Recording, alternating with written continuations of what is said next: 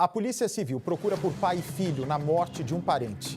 Nós mostramos no Cidade Alerta o caso do Alexandre, de 57 anos. O corpo dele foi encontrado queimado em São Bernardo do Campo. A família mora por lá. O crime tem relação com uma disputa por herança. E você tem novas informações agora. Uma família reunida para matar. Ao invés de chamar a polícia, pedir socorro para o ente familiar que está ali agonizando, eles passam a discutir qual destino seria dado ao cadáver. Brigas por causa de herança, convivência insustentável. Até o pior acontecer. Irmãos, sobrinhos, todos envolvidos no assassinato brutal com requintes de crueldade. Assassinato horrível com carbonização de corpo, tipo, uma coisa horrível mesmo, bizarra, tipo, é inacreditável. Como irmãos têm coragem de fazer isso com o próprio sangue. Agressões, omissão de socorro, ocultação de cadáver, fuga da polícia. Esta casa foi deixada pela mãe de Alexandre, conhecido como Xandão, a ele e aos irmãos, Francisco e mais um casal. Os sobrinhos também frequentavam o imóvel. Entre eles, Tiago, filho de Francisco. Os dois agora são procurados pela polícia. Os irmãos, na verdade, herdaram o imóvel e lá permaneceram. E o convívio sempre foi permeado de muitas discussões, sendo muitas delas em virtude de permanecerem coabitando o mesmo ambiente, né?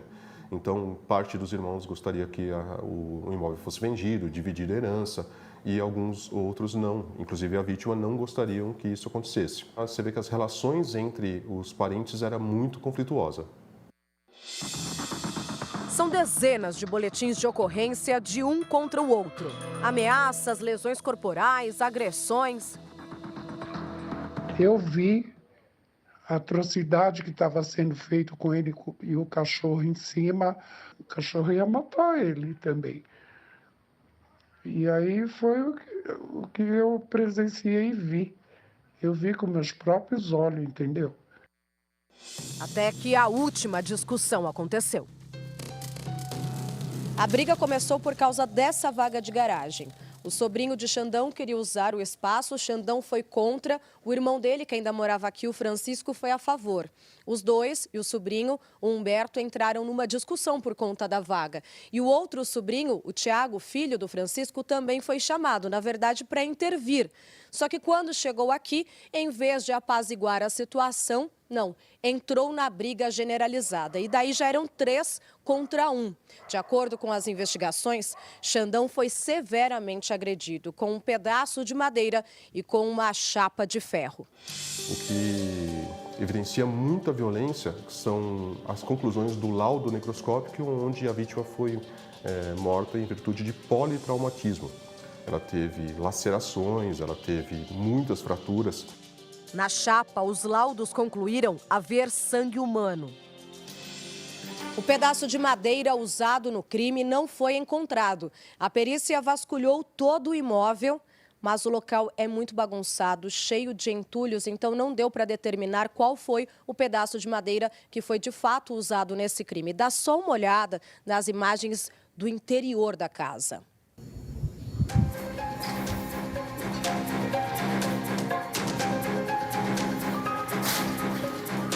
No cômodo da cozinha foi encontrado muito sangue humano. Foi feito o luminol e ali foi constatado que ali realmente a presença foi limpo, né? As pessoas limparam depois, mas ainda assim constatou-se que um grande depósito de sangue humano na cozinha. Foi onde então a briga toda aconteceu? Possivelmente foi lá. Foi lá que a vítima possivelmente veio a falecer. Por conta do barulho, a polícia foi acionada por vizinhos. A polícia comparece ao local e eles mentem, né? Falam que nada aconteceu. Ao perceberem que Xandão estava morto, os irmãos e os sobrinhos, um deles acompanhado da esposa, fizeram uma assembleia, uma reunião familiar para decidir o que fariam com o corpo. No depoimento de uma das testemunhas, é relatado que Humberto deu a ideia de abrir o corpo do tio e enchê-lo de pedras, para que ao arremessar no rio, afundasse. Já Carolina, a mãe dele, dá outra alternativa: colocar o corpo do irmão em um baú que era da mãe deles. Só desistem quando percebem que o baú estava cheio de cupins. A terceira ideia foi pedir ajuda para o único irmão que não estava na casa no momento, Geraldo, motorista de van escolar. Ele foi acordado, não se sabe ainda se ele foi convencido ou coagido, mas fato é que decidiu ajudar. Dentro da van que ele usa para transportar crianças pequenas de primeira infância, o corpo de Xandão foi colocado. Estas são as imagens da van chegando ao local escolhido para abandonar o corpo, a cerca de 3 quilômetros da casa. A ideia deles era que eles iriam impossibilitar a identificação do cadáver atendo o fogo. Vão até o local onde o corpo foi encontrado, eles consideram ali um local ermo, um local adequado. Estão dentro dessa van o irmão, o Francisco, o Geraldo dirigindo, os dois sobrinhos e a outra irmã, a Carolina. Eles retiram esse cadáver de dentro da van, jogam no local e ateiam fogo, na esperança de que aquilo acabasse com a identificação do cadáver. O corpo, praticamente irreconhecível, só foi identificado por um detalhe. Era a estrutura dele, era o tamanho dele e era a pulseira que eu mesma dei para ele. Nenhuma filha, nenhum filho merece sentir a dor de ver um pai carbonizado, ainda mais um pai amoroso como ele, um pai que abraçava todo mundo. A pulseira que o caminhoneiro ganhou de presente não saía do braço. Neste vídeo, ele está usando o acessório. Assim que o corpo foi identificado pela filha, Francisco foi chamado a depor.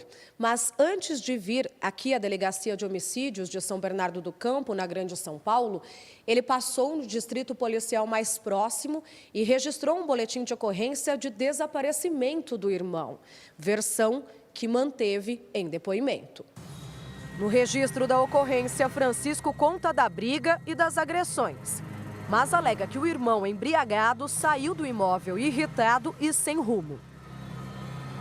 Porém, o filho da vítima chegou a ouvir parte da confusão, porque estava em ligação com o pai quando tudo começou.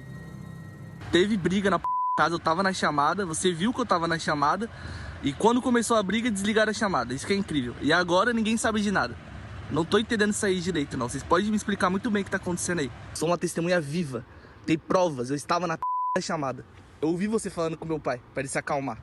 E depois disso, começou a discussão maior e, incrivelmente, alguém desligou a chamada. A história não colou. Francisco e o filho dele, Tiago, tiveram mandado de prisão expedido e agora são procurados da justiça. Para a polícia, não há dúvidas de que eles dois foram os assassinos. Só que outros parentes ainda podem ser indiciados. As investigações não param por aí, porque novos elementos estão sendo colacionados aos autos, que podem indicar, inclusive, a participação de outros familiares. Os outros familiares todos estão sendo investigados pelo crime, inicialmente pelo crime de ocultação de cadáver. A conduta omitiva, omissa deles, também está sendo verificado. E a investigação agora prossegue ainda para a gente tentar elucidar todas as nuances aí do caso. Xandão deixa 2 filhos adultos e netos pequenos. Nas redes sociais, publicava fotos de avô babão e declarava: família em primeiro lugar.